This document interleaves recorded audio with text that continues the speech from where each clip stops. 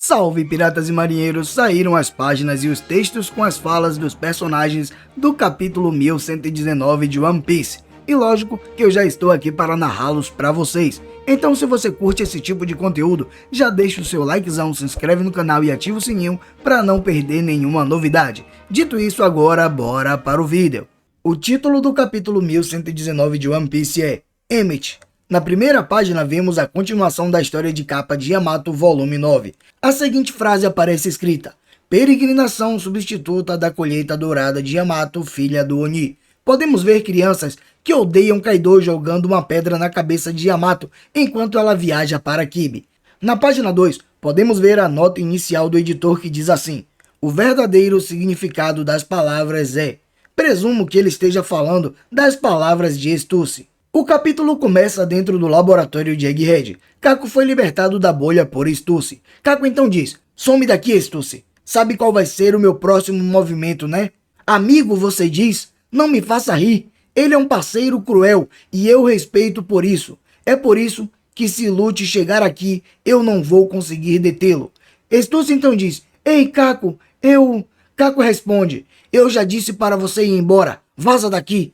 Podemos ver o rosto de Kako enquanto ele fala essas palavras e ele está segurando as lágrimas. Será que rola um romance entre Kako e Stussy que ainda não foi dito para a gente? Na página 3, a cena corta para a costa de Egghead. Gigantes estão torcendo por Luffy e Bonnie. Luffy dá aquela risada icônica de Nika e diz: ia, isso tá ficando divertido. Os marinheiros falam: é a cara do chapéu de palha, Luffy. Ele tá da mesma forma que apareceu no cartaz de procurado dele. Os gigantes gritam: Nikas!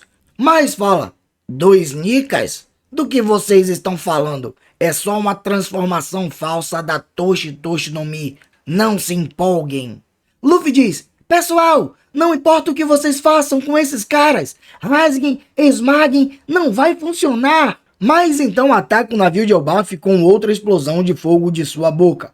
E aqui temos um ponto legal. Reparem que o Gorosei Mars deixa claro que a transformação de Bonnie foi feita por causa da Toshi no Mi. E no final do capítulo passado, muitas pessoas passaram a acreditar que talvez a transformação dela tinha sido por causa da Hito no Mi, que é a Akuma no Mi de Luffy. Porém, agora fica claro que Bonnie só tinha feito uma imitação da transformação de Luffy. Mas ainda assim, venhamos e convenhamos, os poderes de Bonnie é muito poderoso e dá para fazer um vídeo apenas só para falar da habilidade dela. Quem sabe depois eu trarei uma análise melhor para a gente debater sobre isso aqui no canal. Na página 4, podemos ver que Luffy se transforma em um balão gigante para bloquear o fogo que saiu da boca do Gorosei Mars. Ele até que consegue fazer isso, mas ele grita de dor enquanto diz: como nenhum ataque funciona nesse cara, eu quero que todos vocês me joguem para cima dele com toda a força. Sanji diz: então você tá dizendo que não tem outra escolha a não ser mandar ele pra longe, né? Frank fala: deixa com a gente, parceiro! Com toda a nossa força, né? Bonnie fica espantada com isso e diz: a gente vai atacar o Luffy? Por quê? Dory fala: estamos contando com vocês. Façam alguma coisa com aquele pássaro. Brog diz: apaguem as chamas e Zorpen. Não fiquem só dançando aí, seus idiotas. Os gigantes falam: ei! Mas os chefes também estavam dançando agora há pouco. Na página 5, Luffy estica os braços e agarra as 2 asas de Mars. Então ele diz: depressa, enquanto eu tô segurando ele. Sanji fala: Bonnie-chan, é a ordem do capitão. E Freight Jamber, memórias do inferno. Frank diz: forte impacto. Bonnie fala: lá vai, soco Nika, extra grande. Sanji, Frank e Bonnie falam juntos: lembranças? Certo? Soco! Vemos Luffy gritando de dor ao receber os golpes. Ai, isso dói! Nas páginas 6 e 7, vemos Bonnie surpresa falando: hein? Dói? Luffy diz: ah, é claro que dói. Se vocês usaram Haki, com certeza ia doer. Gomu no! Sanji diz: Bonnie-chan, não desista. Frank fala: continua empurrando com força, que nem como se quisesse matar o Luffy. Bonnie responde: o que diabos vocês estão pensando? Luffy torna o seu corpo ainda maior e empurra mais em direção à barriga gigante dele. Então ele diz: balão do amanhecer! O kanji significa balão branco, Shiroi Fusen. Luffy combina os ataques de Bonnie, Sanji e Franky com sua própria força e joga Marris para longe pelo oceano. E olha só que legal, eu queria muito ter a confirmação de que Franky consegue usar o Haki do armamento. Porém, nesse golpe que ele deu em Luffy, não ficou muito claro se ele usou o Haki do armamento ou não. Até porque, como vocês podem ver na página aí agora, o seu punho não ficou com aquela coloração preta. E é isso que identifica se o personagem usou o Haki do armamento ou não. Por isso eu fiquei nessa dúvida, eu não sei vocês, eu comecei até a pensar que foi apenas Sanji e Bonnie que usaram o Haki do armamento, mas independente de qualquer coisa, eu acho que nessa altura do campeonato seria muito interessante se todos os Mugiwaras já soubessem usar o Haki do armamento. Principalmente porque se eles enfrentarem algum usuário de Logia, eles teriam muita dificuldade na batalha.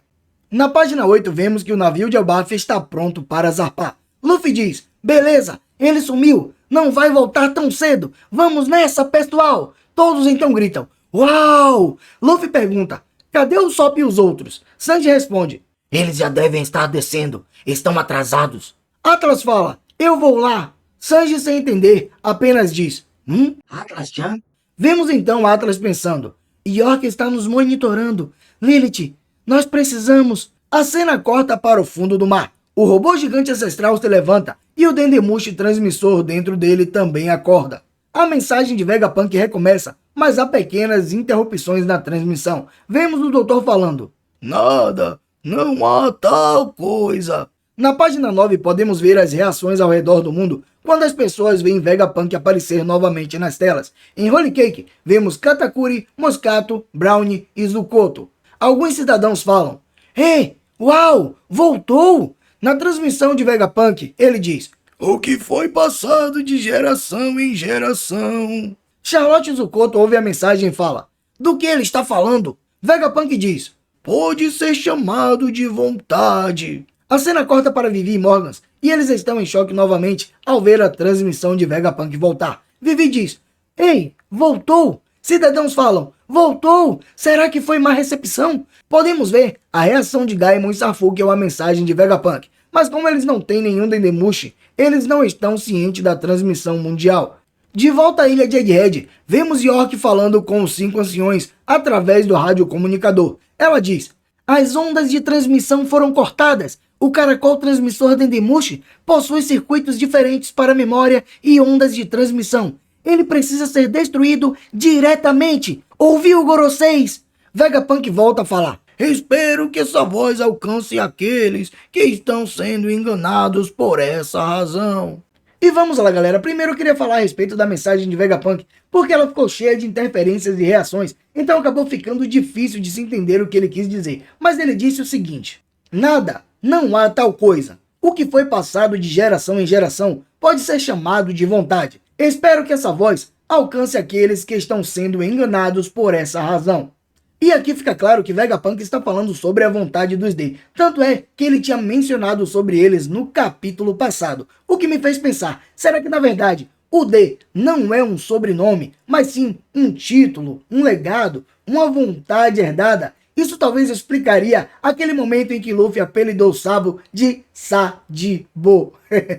Outro ponto interessante nessa parte foi ver alguns filhos de Big Mom aparecendo. Agora repare que nenhum daqueles que foram lá para o ano apareceram aí na cena. Isso me faz acreditar que essa véia está viva e os filhos dela acabaram resgatando ela de alguma forma. Eu tenho até um vídeo aqui no canal onde eu falo por que Kaido e Big Mom podem estar vivos. Eu vou deixar o link aí no card, caso vocês queiram dar essa conferida. Só é voltar aqui mais tarde para assistir esse vídeo que tá bastante legal e explica realmente que eles podem estar vivos sim. Na página 10, Júpiter cospe os agentes da Cyberpool e os Serafins de volta para os navios de guerra da marinha. Luffy diz, o que é isso? Os marinheiros falam, ei, chuva, um bombardeio. Não, são os agentes da Cyberpool e alguns destroços. Outro marinheiro diz, por que eles estão caindo do céu? Os agentes da Cyberpool falam, por favor nos peguem, vamos morrer. Os marinheiros falam, os serafins também estão com eles. Vemos Luffy rindo e falando, ei velhos, aqueles monstros que está cuspindo tudo isso. Dá, parece um chafariz. Brog diz, ele tá vindo pra cá, corre, vamos tomar distância. Na página 11, Júpiter começa a sugar o navio de Elbaf em sua direção. Um gigante fala, Lá vem! É um vácuo! Estamos avançando, mas sendo puxados de volta! Outro gigante diz: puxem as velas! Usem os remos! Vemos Luffy falando: seu desgraçado! Luffy pula de volta para a costa e soca o rosto de Júpiter para detê-lo. Os gigantes gritam: vai, Nico! Os marinheiros falam: um gigante branco! Um monstro! A Cyberpool caindo do céu! Estamos num sonho! Vemos então o Arcuri aparecendo na costa nordeste também. Nas páginas 12 e 13, o Arcuri corre e pula em direção ao navio de Elbaf. Luffy diz: ah não! O javali tá vindo na sua direção! Cuidado! Aquele cara é duro feito pedra! Brog fala: aquele cara é encrenca! Ele vai quebrar o navio! Não tem outro jeito a não ser avançar! Vemos então que Bonnie voltou a ser criança depois de usar o soco de Nika extra grande. Sanji diz: Bonnie-chan. Bonnie responde: tô esgotada. Liberdade é cansativo. Luffy percebe algo vindo debaixo da água. É o robô gigante ancestral. Ele então emerge do mar e acerta um soco no rosto de Arcuri, quebrando uma de suas presas gigantes. Vemos o robô pensando: Joy Boy. Em seu pensamento ele lembra de Joy Boy falando: ouça bem, Emmett. Quando o tempo chegar... Emmett responde: o tempo? Fora dos pensamentos do robô, vemos que todos estão chocados. Os olhos de Dory e Brog saltam das órbitas e os olhos de Luffy começam a brilhar. Dory e Brog falam: mas que diabos é aquele cara? E Luffy grita: robô! Na nota final do editor vemos a seguinte frase: romance desperta mais uma vez. Uma curiosidade interessante aqui, galera, é que romance é um termo usado por Oda para aventura. No primeiro capítulo de One Piece, o título completo é Romance Down. Então por isso na nota final do editor tinha a palavra romance.